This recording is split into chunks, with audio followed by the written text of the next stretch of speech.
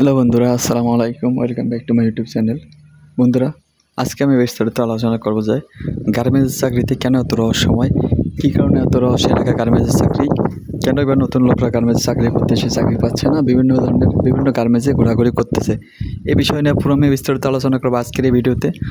এই ভিডিও যদি আপনারা সম্পূর্ণ দেখেন তাহলে আমি আশা করি আপনারা অনেক উপকৃত হবেন, বিশেষ করে যারা নতুন শ্রমিক তারা।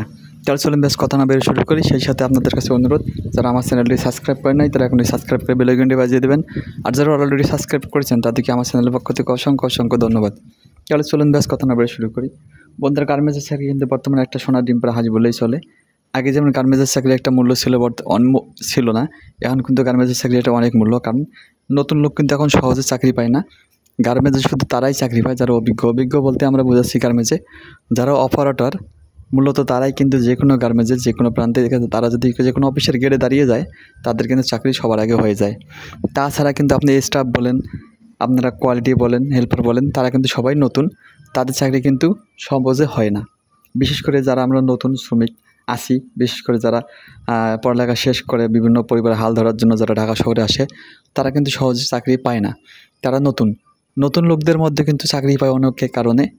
সেটা হচ্ছে রহস্য ঘেরা বলতে আমি এজন্য বোঝাইছি যে নতুন লোকগুলো যারা বিভিন্ন ধরনের নতুন লোক আছে, যাদের পরিচিত লোক আছে উপর লেভেলে, যাদের কোনো সিনিয়র অপারেটর আছে বা সুপারভাইজার আছে বা ইনচার্জ আছে বা কোনো লাইন চিফ আছে, মূলত সেই সব নতুন লোক কিন্তু ঢাকা শহরে আসা মাত্রই কিন্তু চাকরি পায়।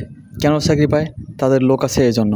তাছাড়া যাদের লোক নেই তারা কিন্তু নতুন লোকরা সহজে কিন্তু গার্মেন্টসের চাকরি পায় না।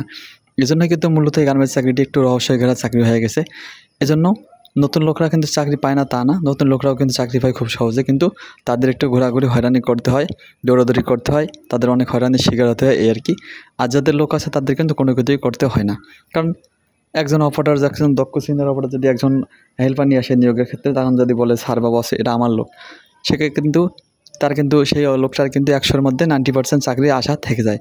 আর যাতে আরেকজন যদি সেই লোকের পাশে যদি আরেকজন সম্পূর্ণ নতুন লোক, তার কোনো লোক নেই, সে যদি এসে দাঁড়ায়, তাহলে তার চাকরির সম্ভাবনা কিন্তু খুবই কম।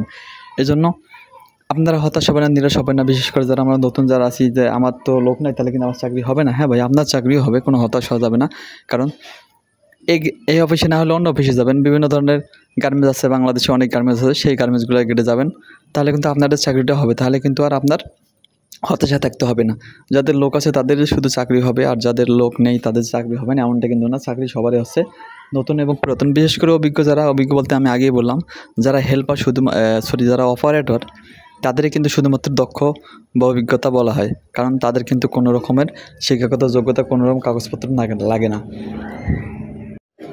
এই জন্য এই রহস্য এড়াতে আপনারা যারা নতুন ভাইরা আছেন তারা অবশ্যই চাকরি নেওয়ার আগে যেটা আপনাকে সর্বপ্রথম করতে হবে, আপনার শিক্ষাগত যোগ্যতা, আপনার এক কথায় আপনার যতগুলো ডকুমেন্টস, চাকরি নেওয়ার ক্ষেত্রে যতগুলো কাগজপাতি, সেগুলো কিন্তু ডকুমেন্টস বলা হয়। সমস্ত ডকুমেন্টস কিন্তু আপনারা সুন্দরভাবে সাজিয়ে গুছিয়ে কিন্তু সুন্দর করে নিয়ে আসতে হবে। তাহলে আপনারা কোনো রকম ভোগান্তির মধ্যে পড়বেন না, নইলে কিন্তু আপনারা অনেক ধরনের হয়রানির শিকার হবেন, ভোগান্তির শিকার হবেন। এজন্যই আপনাকে সর্বপ্রথম আপনার সমস্ত ডকুমেন্টস, আপনার বয়স সব কিছুকে ঠিক করে আপনাকে আসতে হবে, তাহলে কিন্তু আপনার চাকরি হবে। তো এই হচ্ছে মূল বিস্তারিত আলোচনা।